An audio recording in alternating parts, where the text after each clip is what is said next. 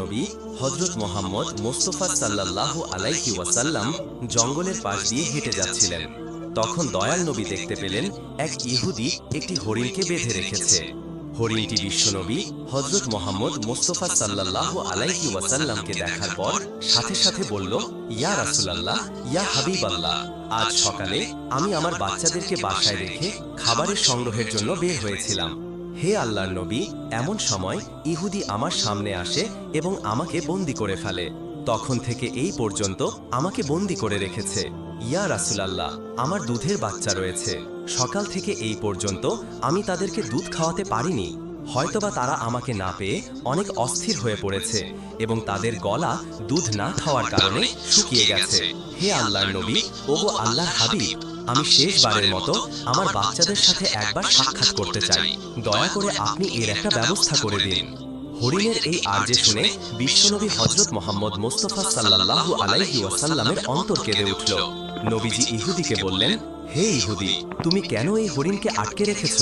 তখন ইহুদি বলল, এই হরিণকে শিকার করেছি, আর জঙ্গলের প্রাণীকে শিকার করা তো বৈধ। আমি হরিণকে আটকে রেখেছি। অতঃপর হযরত মুহাম্মদ মুস্তাফা সাল্লাল্লাহু আলাইহি ওয়াসাল্লাম বললেন, হে ইহুদি, তুমি কি দেখতে পাচ্ছ না এটা মা হরিণ? তার স্তনে দুধে পরিপূর্ণ। সে তার বাচ্চাদেরকে দুধ না খাওয়াতে পারায় অনেক কষ্ট পাচ্ছে।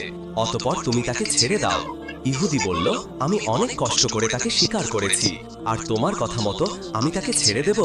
তখন বিশ্বনবী হযরত মুহাম্মদ মুস্তাফা বললেন, তুমি তাকে ছেড়ে দাও। সে শেষবারের মতো তার সন্তানদের সাথে দেখা করতে চায়। তার সন্তানদের সাথে দেখা করে এবং তাদেরকে দুধ পান করিয়ে সে আবার তোমার কাছে ফিরে আসবে। বিশ্বনবীর এই কথা শুনে ইহুদি বলল, বনের হরিণ কি আপনার বাপদাদার সম্পদ, যে তাকে একবার ছেড়ে দিলে সে আবার ফিরে আসবে? শিকার করা প্রাণী আজ পর্যন্ত ফিরে এসেছে, এটির কি কোনো নজির আছে? বিশ্বনবী হযরত মুহাম্মদ মুস্তাফা সাল্লাল্লাহু আলাইহি ওয়াসাল্লাম যখন দেখলেন ইহুদি কোনোভাবেই হরিণটিকে ছেড়ে দেওয়ার জন্য রাজি হচ্ছে না, তখন দয়ার নবী মুহাম্মদ সাল্লাল্লাহু আলাইহি ওয়াসাল্লাম ইহুদিকে বললেন, হে ইহুদি, তুমি হরিণটিকে ছেড়ে দাও, তার বিনিময়ে তুমি আমাকে বেঁধে রাখো। হরিণ যদি না আসে, তারপর তুমি আমাকে সারা জীবন বেঁধে রাখবে। তখন ইহুদি বলল, তাহলে এই কথাই রইল, আমি হরিণটিকে ছেড়ে দিচ্ছি, বিনিময়ে তোমাকে বেঁধে রাখছি। হরিণ যদি ফিরে না আসে, তাহলে তোমাকে কোনোদিন মুক্তিদান করব না। অতঃপর ইহুদি হরিণটিকে ছেড়ে দিল এবং দয়ার নবী হযরত মুহাম্মদ মুস্তাফা সাল্লাল্লাহু আলাইহি ওয়াসাল্লামকে বেঁধে রাখল। ছাড়া পেয়ে হরিণটি তাড়াহুড়া করে জঙ্গলের মধ্যে হারিয়ে গেল। এরপর ইহুদি মনে মনে ভাবতে লাগলো, হরিণটি আর কোনোদিন ফিরে আসবে না। এই লোকটাকে আমি সারা জীবন বেঁধে রাখব। এই লোকটির চেয়ে বোকা মানুষ আর পৃথিবীতে নেই। একটা বনের হরিণের জন্য সে নিজের জীবনকে বিপদে ফেলল। অতঃপর হরিণটি দৌড়াতে দৌড়াতে তার সন্তানদের কাছে এসে পৌঁছালো। সন্তানেরা তাকে জিজ্ঞাসা করল, আম্মাজান, আজ সকাল থেকে আপনি কোথায় ছিলেন? আমরা আপনার জন্য অপেক্ষা করতে করতে ক্লান্ত হয়ে পড়েছি। আমরা আপনার দুধ পান করতে না পেরে গলা শুকিয়ে গিয়েছে। তখন মা হরিণটি তার সন্তানদেরকে বলল, ও আমার সন্তানেরা, তোমরা শেষবারের মতো আমার সাথে দেখা করে নাও, আমার দুধ পান করে নাও। আর জীবনে তোমাদের সাথে হয়তোবা দেখা নাও হতে পারে। তখন হরিণের সন্তানেরা তাকে বলল, আম্মাজান, কেন আপনি এমন কথা বলছেন? কেন জীবনে আর আপনার সাথে দেখা হবে না? মা হরিণ তাদেরকে বলল, ওহে বৎসরা, তোমরা তাড়াতাড়ি করে আমার দুধ পান করো। সকালে যখন আমি খাবার অন্বেষণের জন্য বের হয়েছি, তখন এক ইহুদি আমাকে বন্দী করে ফেলেছিল। অতঃপর মায়ার নবী মুহাম্মদ মুস্তাফা সাল্লাল্লাহু আলাইহি ওয়াসাল্লাম সেই পথ দিয়ে যাচ্ছিলেন। তখন আমি তাকে ডেকে তোমাদের কথা খুলে বললাম এবং তাকে আরো বললাম, ইয়া রাসূলুল্লাহ, আমার সন্তানেরা দুধ না খেয়ে পিপাসার্থ অবস্থায় আমার পথ চেয়ে বসে আছে। আপনি আমাকে তাদের কাছে যাওয়ার ব্যবস্থা করে দিন। তখন মায়ার নবী বিশ্বনবী হযরত মুহাম্মদ মুস্তাফা সাল্লাল্লাহু আলাইহি ওয়াসাল্লাম নিজেকে ইহুদির কাছে জিম্মিদার রেখে আমাকে তোমাদের শেষবারের মতো দেখার জন্য পাঠিয়েছে। হে আমার সন্তানেরা, নিশ্চয়ই ইহুদি আমার মায়ার নবীকে বেঁধে রেখেছে। তোমরা তাড়াতাড়ি আমার দুধ পান করো, আমাকে আবার জলদি ফিরে যেতে হবে। আমি আমার নবীকে কষ্ট দিতে পারবো না। যখন হরিণের সন্তানেরা শুনল তাদের মায়ার নবীকে বেঁধে রেখে তাদের সাথে শেষবারের মতো দেখা করার জন্য তাদেরকে দুধ পান করানোর জন্য এসেছে, তখন হরিণের সন্তানেরা বলে উঠল, ও আম্মাজান, আপনি কিভাবে ভাবলেন মায়ার নবী ইহুদির হাতে বন্দী রয়েছে আর মায়ার নবীকে বন্দী অবস্থায় রেখে আমরা আপনার দুধ পান করব? চলুন আমরাও আপনার সাথে যাব। দয়ার নবী মোহাম্মদ সাল্লাল্লাহু আলাইহি ওয়াসাল্লামের কষ্ট আমরা সহ্য করতে পারবো না। অতঃপর হরিণ ও তার সন্তানেরা মায়ার নবী হযরত মুহাম্মদ সাল্লাল্লাহু আলাইহি ওয়াসাল্লামের মায়ায় তার কাছে যাওয়ার জন্য রওনা দিল। ওদিকে হরিণী আসতে একটু দেরি হওয়ায় ইহুদি হযরত মুহাম্মদ মুস্তাফা সাল্লাল্লাহু আলাইহি ওয়াসাল্লামকে বলতে লাগলেন, তোমার মতো বোকা মানুষ আমি আর এই পৃথিবীতে দেখিনি। বনের শিকার করা হরিণ তাকে ছেড়ে দিলে কি সে আর কোনোদিন ফিরে আসে? একটা সামান্য বনের হরিণের জন্য তুমি নিজেকে আমার কাছে বন্ধক রেখেছ। কেয়ামত পর্যন্ত এই হরিণ আর ফিরে আসবে না, আর কেয়ামত পর্যন্ত তুমি আমার কাছ থেকে ছাড়া পাবে না। তখন বিশ্বনবী হযরত মুহাম্মদ মুস্তাফা সাল্লাল্লাহু আলাইহি ওয়াসাল্লাম ইহুদির এই কথা শুনে বললেন, ওহে ইহুদি, তুমি একটু ধৈর্য ধারণ করো, হরিণ অবশ্যই আমার মায়ায় তোমার কাছে ফিরে আসবে।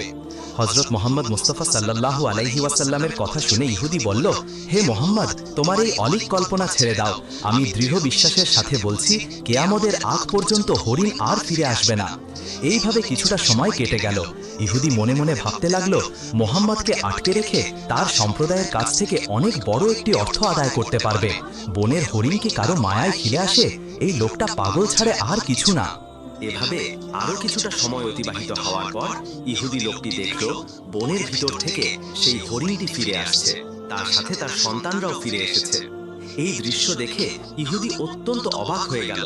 তখন বিশ্বনবী হযরত মুহাম্মদ মুস্তাফা সাল্লাল্লাহু আলাইহি ওয়াসাল্লাম হরিণকে জিজ্ঞেস করলেন, ওহে হরিণ, তোমার সন্তানদেরকে কেন নিয়ে আসছো? কথা তো ছিল তুমি একাই ফিরে আসবে।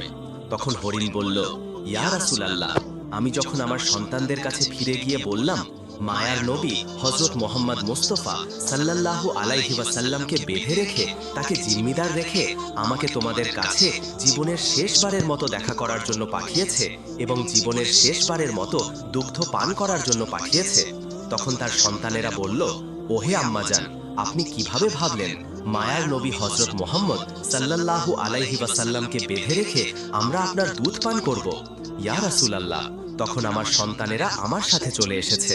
হে আল্লাহর নবী, আপনার সাথে বেয়াদবি করার জন্য আপনি আমাদেরকে ক্ষমা করে দিন। এতক্ষণ পর্যন্ত আমরা আপনাকে কষ্ট দিয়েছি। অতঃপর ইহুদিকে লক্ষ্য করে বিশ্বনবী বলতে লাগলেন, ওহে ইহুদি, এই নাও তোমার শিকার করা হরিণ ফিরে এসেছে। শুধু সে ফিরে আসেনি, ফিরে এসেছে তার সকল সন্তানগুলিও। অতঃপর তুমি তাদেরকে তোমার কাজে ব্যবহার করতে পারো। আর তুমি একথা মনে রেখো, আমি সত্য নবী, আমি শুধু মানুষের নবী নই, বন জঙ্গল, পশু পাখি এবং সমস্ত জাহানের নবী। অতঃপর কথাগুলো বলে দয়ার নবী মুহাম্মদ সাল্লাল্লাহু আলাইহি ওয়াসাল্লাম চলে যেতে লাগলেন। তখন ইহুদি দয়ার নবীকে পিছন থেকে ডাক দিয়ে বললেন, ইয়া রাসূলুল্লাহ, ইয়া হাবিবাল্লাহ, বনের হরিণ যার মায়ায় ফিরে আসে আমি বুঝতে পেরেছি তিনি আল্লাহর নবী ছাড়া আর কেউ নন। হে আল্লাহর রাসূল, আমাকে আপনি আপনার হাতে হাত রেখে কালেমা পড়ে মুসলমান করিয়ে দিন। আর এই হরিণের আমার কোনো দরকার নেই, আপনি আমাকে আপনার চরণ তলে রেখে আপনার গোলামি করার সুযোগ দিন। অতঃপর হযরত মুহাম্মদ মুস্তাফা সাল্লাল্লাহু আলাইহি ওয়াসাল্লামের হাতে হাত রেখে সেই ইহুদি মুসলমান হয়ে গেল। সুবহানাল্লাহ। এমনিভাবে আরেক দিনের ঘটনা, একবার বিশ্বনবী সাহাবীদের সাথে এক মজলিসে উপস্থিত ছিলেন। এমন সময় সেখানে একটি গ্রাম্য বেদুইন ব্যক্তি উপস্থিত হলেন। তখন তার হাতে শিকার করা একটি গুই সাপ ছিল। সেই বেদুইন হযরত মুহাম্মদ সাল্লাল্লাহু আলাইহি ওয়াসাল্লামের দিকে ইশারা করে সাহাবায়ে কেরাম থেকে জিজ্ঞাসা করল, তিনি কে? সাহাবায়ে কেরাম উত্তর দিলেন, তিনি আল্লাহর রাসূল মুহাম্মদ সাল্লাল্লাহু আলাইহি ওয়াসাল্লাম। উনি হলেন জিন ও ইনসানের নবী, উনি হলেন তামাম বিশ্ব জাহানের নবী। অতঃপর সেই গ্রাম্য বেদুইন ব্যক্তিটি বলল, আমি আমার ঈশ্বরের কসম করে বলছি, আমি তাকে নবী বলে স্বীকার করি না। তবে আমার হাতে শিকার করার যে গুই সাপ রয়েছে, এই সাপটি যদি কথা বলে, তার নবুয়তের ব্যাপারে স্বীকৃতি দান করে, তাহলে আমি তাকে নির্দ্বিধায় নবী বলে মেনে নেব। হে মুহাম্মদ, যতক্ষণ পর্যন্ত এই গুই সাপটি আপনার উপর ঈমান না আনবে, ততক্ষণ পর্যন্ত আমিও আপনার উপর ঈমান আনবে না। অতঃপর হযরত মুহাম্মদ মুস্তাফা সাল্লাল্লাহু আলাইহি ওয়াসাল্লাম বললেন, হে বেদুইন, তুমি সত্যি করে বলো তো, এই গুই সাপটি যদি তোমার কথা মতোই আমার উপর ঈমান আনে, আমার নবুয়তের ব্যাপারে স্বীকৃতি প্রদান করে, তাহলে কি তুমি আমার প্রতি ঈমান আনবে? তখন বেদুইন ব্যক্তি জবাব দিল, যদি সত্যি এটি হয় তাহলে আমি নির্দ্বিধায় তোমাকে নবী বলে বিশ্বাস করব এবং তোমার প্রতি ঈমান আনব। আল্লাহর নবী হযরত মুহাম্মদ মুস্তাফা সাল্লাল্লাহু আলাইহি ওয়াসাল্লাম বেদুইনকে বললেন, তুমি এই সাপটিকে ছেড়ে দাও। রাসূল আকরাম সাল্লাল্লাহু আলাইহি ওয়াসাল্লামের আদেশ মতো সেই বেদুইন ব্যক্তিটি তার সাপটিকে ছেড়ে দিল এবং বিশ্বনবী ওই সাপটিকে ডাক দিয়ে বললেন, হে গুইসাপ। এই সাপকে ডাক দেওয়ার সঙ্গে সঙ্গে সেই সাপটি সকলের বোধগম্য বিশুদ্ধ আরবি ভাষায় জবাব দিল, লাব্বাইক ইয়া রাসূলুল্লাহ, আমি আপনার খেদমতে উপস্থিত এবং আমি আপনার অনুগত। এই সাপের কথাগুলো উপস্থিত সকলেই শুনলেন এবং বুঝতে পারলেন। এরপর রাসূল পাক সাল্লাল্লাহু আলাইহি ওয়াসাল্লাম ওই গুইসাপকে জিজ্ঞাসা করলেন, হে গুইসাপ, তুমি কার ইবাদত করো?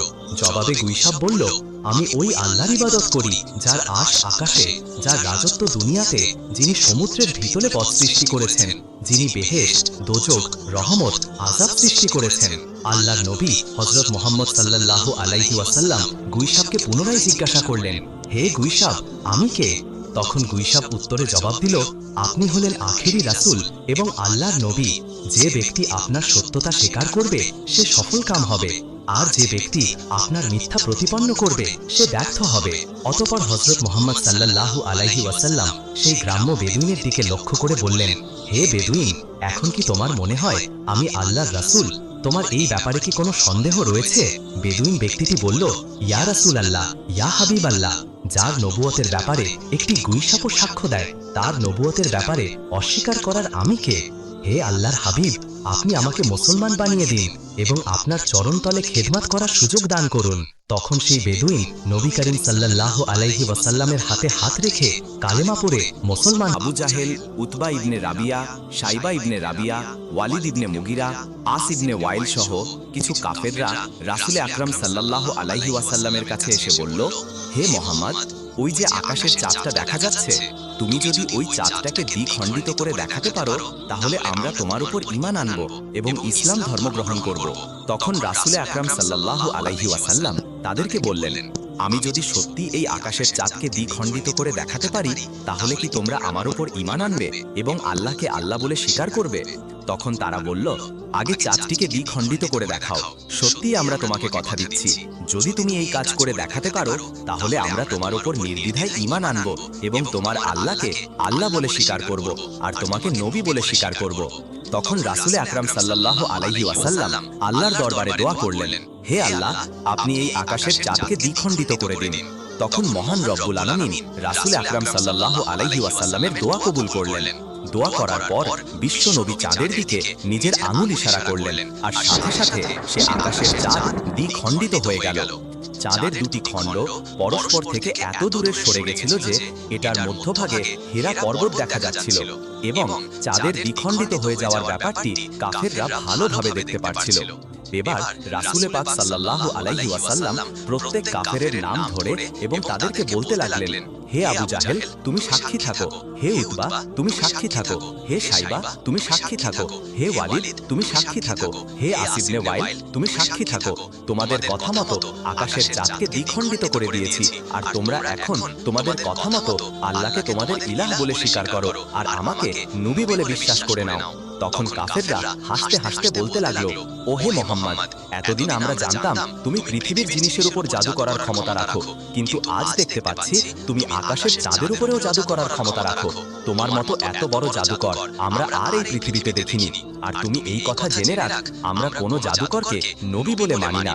মূলত আল্লাহ রব্বুল আলামিন তাদের ভাগ্যে ঈমানের দৌলত লিখে রাখেননি, তাই তারা আল্লাহর রাসূলের পক্ষ থেকে এত বড় একটি মুজিজা দেখার পরও ইসলাম ধর্ম গ্রহণ করল না। হযরত মুহাম্মদ মুস্তাফা সাল্লাল্লাহু আলাইহি ওয়াসাল্লামের এই বিশেষ মুজিজার ব্যাপারে আল্লাহ রব্বুল আলামিন কুরআনুল কারীমে উল্লেখ করে দিয়েছেন। অতঃপর একদিন রাসূল আকরাম সাল্লাল্লাহু আলাইহি ওয়াসাল্লাম ওসামা রাদিয়াল্লাহু তাআলা আনহুকে নিয়ে কোথাও সফরে যাচ্ছিলেন। ইতোমধ্যে হযরত মুহাম্মদ সাল্লাল্লাহু আলাইহি ওয়াসাল্লাম ওসামা রাদিয়াল্লাহু তাআলা আনহুকে বললেন, হে ওসামা, তুমি খুঁজে দেখো ইস্তেনজার জন্য কোনো জায়গা খুঁজে পাও কিনা। ওসামা রাদিয়াল্লাহু তাআলা আনহু রাসূল পাকের এই নির্দেশ পেয়ে ইস্তেনজা করার জন্য জায়গা খুঁজতে লাগলেন, কিন্তু সুদূর মরুভূমিতে তিনি কোনো জায়গায় খুঁজে পেলেন না। অতঃপর তিনি রাসূলে আকরাম সাল্লাল্লাহু আলাইহি ওয়াসাল্লামের কাছে এসে আর্জ করলেন, ইয়া রাসূলুল্লাহ, এই ময়দানে আড়াল হওয়ার মতো কোনো জায়গা নেই। তখন বিশ্বনবী বললেন, তুমি দেখো আশেপাশে কোনো বৃক্ষ বা পাথর আছে কিনা। তখন ওসামা রাদিয়াল্লাহু তাআলা আনহু বললেন, হে আল্লাহর নবী, আশেপাশে কিছু বৃক্ষ পাথর আছে বটে। তখন রাসূলে পাক সাল্লাল্লাহু আলাইহি ওয়াসাল্লাম বললেন, তুমি যাও এবং সেই বৃক্ষ এবং পাথরগুলোকে গিয়ে বলো, আল্লাহর নবী তোমাদেরকে নির্দেশ দিয়েছেন, তোমরা একত্র হয়ে যাও এবং তার ইস্তেনজার জন্য একটি উপযুক্ত পরিবেশ তৈরি করে দাও। তখন ওসামা রাদিয়াল্লাহু তাআলা আনহু সেই গাছগুলোর কাছে গিয়ে বললেন, হে বনের গাছ, আল্লাহর নবী রাসূলে পাক সাল্লাল্লাহু আলাইহি ওয়াসাল্লাম তোমাদের মাঝে বসে ইস্তেনজা করতে যাচ্ছেন। তিনি তোমাদের এই নির্দেশ দিয়েছেন, তোমরা পরস্পর একে অপরের সাথে মিলিত হয়ে যাও এবং তার ইস্তেনজা করার জন্য একটি উপযুক্ত জায়গা তৈরি করে দাও। বিশ্বনবীর এই নির্দেশ শোনা মাত্রই গাছগুলো পরস্পরের সাথে কাছাকাছি হয়ে একত্রিত হয়ে গেল। অতঃপর রাসূলে পাক সাল্লাল্লাহু আলাইহি ওয়াসাল্লাম সে গাছগুলোর আড়াল হয়ে ইস্তেনজা করলেন। ইস্তেনজা করার পর রাসূলে আকরাম সাল্লাল্লাহু আলাইহি ওয়াসাল্লাম পুনরায় বললেন, হে ওসামা, তুমি গাছগুলোকে গিয়ে বলো তারা যেন একে অপরের থেকে বিচ্ছিন্ন হয়ে যায় এবং তাদের জায়গা মতো চলে যায়। অতঃপর ওসামা রাদিয়াল্লাহু তাআলা আনহু আবার গাছগুলোর কাছে গিয়ে বললেন, হে বৃক্ষদল, নবী করিম সাল্লাল্লাহু আলাইহি ওয়াসাল্লাম তোমাদেরকে আবারও নির্দেশ দিয়েছেন, তোমরা পরস্পর থেকে বিচ্ছিন্ন হয়ে নিজেদের জায়গায় ফিরে যাও। অতঃপর গাছগুলো নির্দেশ পাওয়া মাত্রই যে যার জায়গায় আবার ফিরে গেল। সুবহান। একটি গাছের নিচে শুয়ে বিশ্রাম নিচ্ছিলেন এবং তার তরবারিটি তার পাশে রেখেছিলেন। রাসূলে পাক সাল্লাল্লাহু আলাইহি ওয়াসাল্লাম যখন একটু তন্দ্রাচ্ছন্ন হলেন, এমন সময় তার একটি শত্রু এসে তার তরবারিটি হাতে উঠিয়ে নিল এবং তরবারিটির খোলস বের করে তরবারিটি আল্লাহর নবী রাসূল আকরাম সাল্লাল্লাহু আলাইহি ওয়াসাল্লামের দিকে তাক করে ধরল এবং আল্লাহর নবীর সেই শত্রু বলল, হে মুহাম্মদ, বলো এবার আমার হাত থেকে তোমাকে কে রক্ষা করবে? তখন আল্লাহর নবী রাসূল আকরাম সাল্লাল্লাহু আলাইহি ওয়াসাল্লাম নির্ভয় এবং প্রশান্ত মনে বললেন, আমার আল্লাহ আমাকে রক্ষা করবেন। আল্লাহর নবীর এই কথা শ্রবণ করার সাথে সাথেই লোকটির শরীরে এবং হাত পায়ে কম্পন শুরু হয়ে গেল এবং কাঁপতে কাঁপতে তার হাত থেকে তরবারিটি পড়ে এলো। অতঃপর তরবারিটি বিশ্বনবী তার হাতে উঠিয়ে নিয়ে বললেন, এবার বলো তোমাকে আমার হাত থেকে কে রক্ষা করবে? তখন সেই লোকটি অত্যন্ত ভীত সন্ত্রস্ত হয়ে বলল, কোনো সম্মানিত লোক যদি আমার প্রাণ ভিক্ষা দিতে চান তাহলে তিনি আমাকে রক্ষা করতে পারেন। তার এই কথা শুনে বিশ্বনবী বললেন, যাও, তোমাকে আমি মুক্ত করে দিলাম, তোমার কোনো ক্ষতি আমি করব না। রাসূলে আকরাম সাল্লাল্লাহু আলাইহি ওয়াসাল্লামের উদারতা ও মহানুভবতা দেখে সেই লোকটি অবাক হয়ে গেল এবং সে তার সম্প্রদায়ের কাছে ফিরে গিয়ে বলল, আজ আমি এমন একটি ব্যক্তির সাথে সাক্ষাৎ করে আসলাম যার মহানুভবতা এবং উদারতার কোনো তুলনা হয় না। হে আমার সম্প্রদায়, তোমরা জেনে রাখো, আজ থেকে আমি তোমাদের সঙ্গ ত্যাগ করে সেই লোকটির জন্য আমার প্রাণ উৎসর্গ করব। আজ থেকে আমি তোমাদের সবাইকে ত্যাগ করে দিলাম। এরপর লোকটি পুনরায় নবী করিম সাল্লাল্লাহু আলাইহি ওয়াসাল্লামের কাছে ফিরে আসলেন এবং আর্জ করলেন, হে আল্লাহর রাসূল, আপনি আমাকে মুসলমান করে দিন এবং আপনার চরণ তলে খেদমত করার সুযোগ দান করুন। তখন আল্লাহর নবী হযরত মুহাম্মদ সাল্লাল্লাহু আলাইহি ওয়াসাল্লাম লোকটিকে কালেমা পড়ে মুসলমান বানিয়ে দিলেন। সুবহানাল্লাহ। প্রিয় দর্শক, এই ছিল রাহমাতুল লিল আলামিন হযরত মুহাম্মদ সাল্লাল্লাহু আলাইহি ওয়াসাল্লামের জীবনের কিছু অলৌকিক ও শিক্ষণীয় ঘটনা। আল্লাহ তাআলা আমাদেরকে তার জীবনী থেকে শিক্ষা নিয়ে সঠিক পথে চলার তৌফিক দান করুন।